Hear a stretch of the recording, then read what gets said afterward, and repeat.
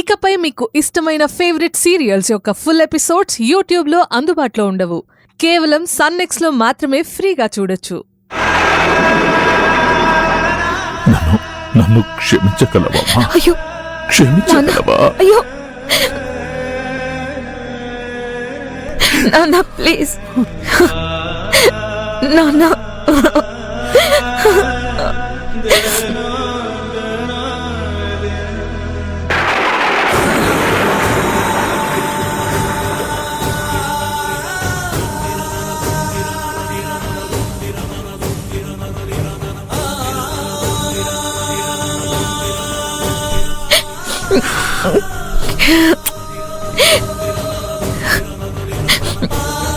అక్క కోసం పెళ్లిని వదిలేసి అక్క కొడుకు కోసం నీ జీవితాన్ని పక్కన పెట్టి అమ్మా నాన్నలు ఏమైపోతారోనని నిజాన్ని దాచిపెట్టి ఒంటరిగా అష్ట కష్టాలు పడుతూ మైనపు దీపంలా కరిగిపోతున్నావని తెలియక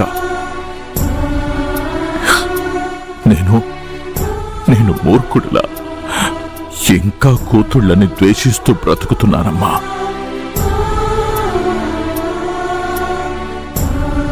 చేతులెత్తి క్షమించమని అడుగుతున్నానమ్మా. నా పాపానికి ప్రాయశ్చిత్తం లేదమ్మా. అయ్యో నాన్న ప్లీజ్ అలా మాట్లాడకండి నాన్న ప్లీజ్.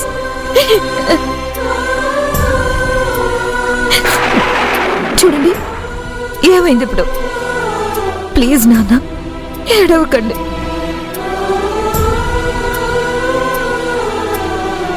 నేను మీ కళ్ళల్లో కోపాన్ని భరించగలను, కానీ మీ కళ్ళల్లో ఈ కన్నీళ్ళు చూడలేను. ఈ కన్నీళ్ళని చూడలేకనే ఇన్ని రోజులు మీకు తెలియకుండా దాచాను.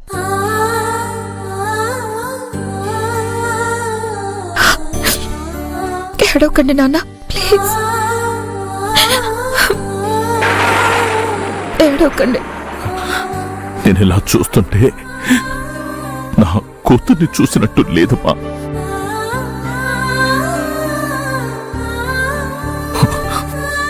మా అమ్మని చూసినట్టుంది. మా అమ్మవిరా నువ్వు, మా అమ్మవి.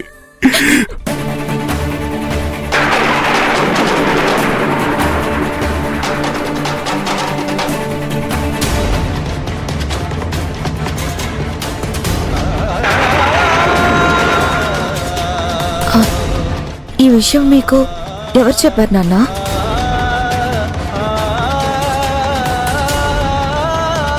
మీకెలా తెలిసింది?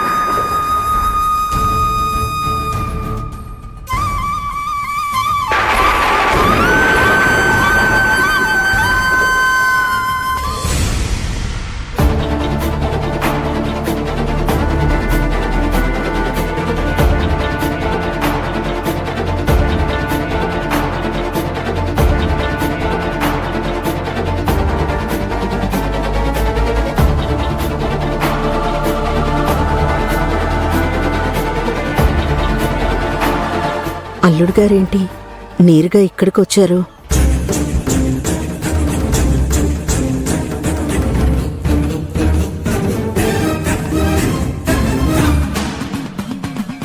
ఏంటిలా వచ్చావు? నన్నింకా అనాల్సినవి తిట్టాల్సినవి ఏమన్నా మిగులున్నాయా? అందుకే వచ్చావా? అవును అంకుల్. ఏంటి అవునా? ఎంత ధైర్యం ఉంటే అంత మాట అంటావు? నేనేదో ఊరికే అంటే అవునని నా ఇంటికే వచ్చి నన్నే అంటావా? అసలు నిన్నెక్కడికి ఎవరు రమ్మన్నారు? ఎందుకొచ్చావు నా ఇంటికి? ముందిక్కడి నుంచి బయటికెళ్ళు. ఏమండి ఏమండి నన్ను ఆపకో, నాకట్టు రాకో. అది వెళ్ళు. కదండి అవును, మీరు మాత్రం చెప్పా పెట్టకుండా మా ఇంటికి రావచ్చు, మా ఇంట్లో ఉండొచ్చు. బాబు గౌతమ్, నేనేదో పని మీద వస్తే ఏదో పాత పగున్నట్టు ఎలా పడితే అలా అరవచ్చు కదంకుల్? అవునయ్యా, మీ ఇంటికొచ్చాను గాని నీతో ఎంతలో ఉండాలో అంతలోనే ఉన్నాను. కానీ నువ్వే నా సొంత విషయాల్లో కలగజేసుకొని నాకు ఒళ్ళు మండేలా చేశావు. పైగా ఇప్పుడు కూడా నా ఇంటికే వచ్చి ఎలాగంటే అలా మాట్లాడుతుంటే అరవక నీకు సన్మానం చెయ్యాలా? అవునంకుల్, సొంత విషయాలు ఉన్నప్పుడు మనసులో పెట్టుకోవాలి, కానీ మాలాంటి వాళ్ళ ముందు కూడా నా కూతుళ్ళు తప్పు చేశారు అని అదే పనిగా మీరు అంటూ ఉంటే కొన్ని నిజాలు తెలిసిన వాడిగా నేనది జీర్ణించుకోలేకపోయాను సార్. అందుకే తప్పు అని ఓ రుద్దుతూ మాట్లాడుతున్నారే, మీరేం తప్పు చేయలేదా అని సూటిగా అన్నాను. దానికి మీరు సమాధానం చెప్పకుండా వచ్చేశారు. ఓ, నువ్విప్పుడు ఆ సమాధానం కోసం వచ్చావా? నీకసలు పని పాట ఏం లేదా? ఏంటి అంకుల్ ప్రతి దానికి ఆవేశపడిపోతారు? మీ ఆవేశం వల్ల ఏం సాధిస్తారు? ఏం సాధించారు? ముందు నువ్వు బయటికెళ్ళు, వెళ్ళు. ఏమండి? నేను అడిగిన దానికి సమాధానం చెప్తే గాని నేను బయటికి వెళ్ళను. నేను వచ్చిన పని అయితే గాని నేను ఇక్కడి నుంచి కదలను. బాబు గౌతమ్, కూతుళ్ళని ద్వేషించి ఆయన గుండె బండరాయి అయిపోయింది. ఆయనని ప్రశ్నలకి దేనికి సమాధానం చెప్పరు. ఎందుకు బాబు అనవసరంగా నువ్వు మాటలు పడతావు? ప్లీజ్ వెళ్ళండి. శ్రీవల్లి, ఏం తెలియకుండా. నేను మాటలు పడినా నష్టం లేదా ఆంటీ, కానీ ఈయనే అనవసరంగా కూతుళ్ళని అపార్థం చేసుకుని అనవసరంగా అన్యాయంగా వాళ్ళని ద్వేషిస్తూ తనకి తెలియకుండానే పాపం మూట కట్టుకుంటున్నారు. ఏంటి? నేనా? నా పరువు తీసిన ఆ పాపిష్టి కూతుళ్ళని పలకరించకపోతే పాపమా? చాలు, అడ్డుపడకండి అంకుల్. అనవసరంగా ఆవేశపడకండి. కాస్త చెప్పేది పూర్తిగా వినండి.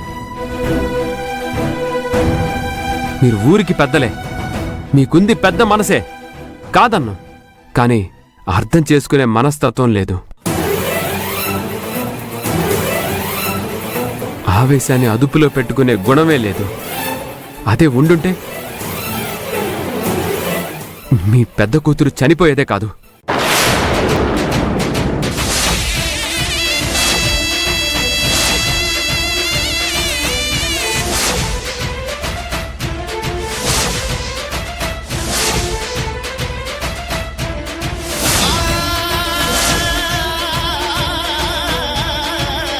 మీ చిన్న కూతురు అలా చెప్ప పెట్టకుండా పీటల మీద నుంచి వెళ్ళిపోయేదే కాదు.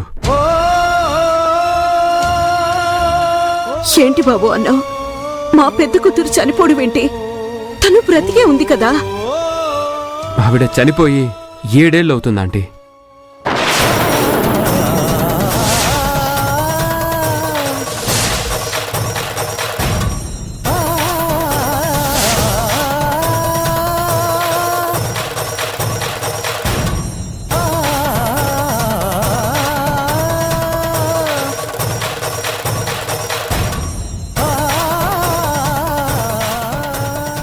తను ఎవరినైతే నమ్మి ప్రేమించి పెళ్లి చేసుకుందో వాడి వల్లే చనిపోయింది.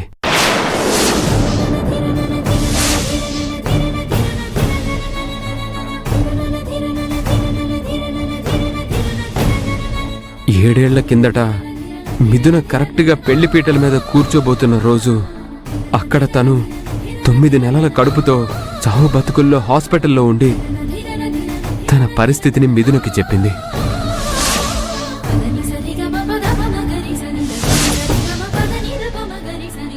కానీ పెళ్లిపీటల మీద కూర్చోవటం కంటే అక్క ముఖ్యం అనుకుంది మిథున.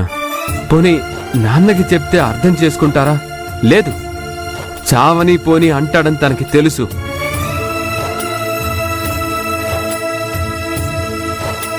ఎందుకంటే తండ్రి దృష్టిలో తన అక్క ఎప్పుడో చచ్చింది. నాన్న పిండం కూడా పెట్టేశాడు కదా. కాబట్టే ఆ పరిస్థితిలో తనలా పీటల మీద నుంచి అక్క కోసం వెళ్ళింది. ఇంకొకరిని పెళ్లి చేసుకోవడానికి కాదు. గరి గరి సమగమ గరి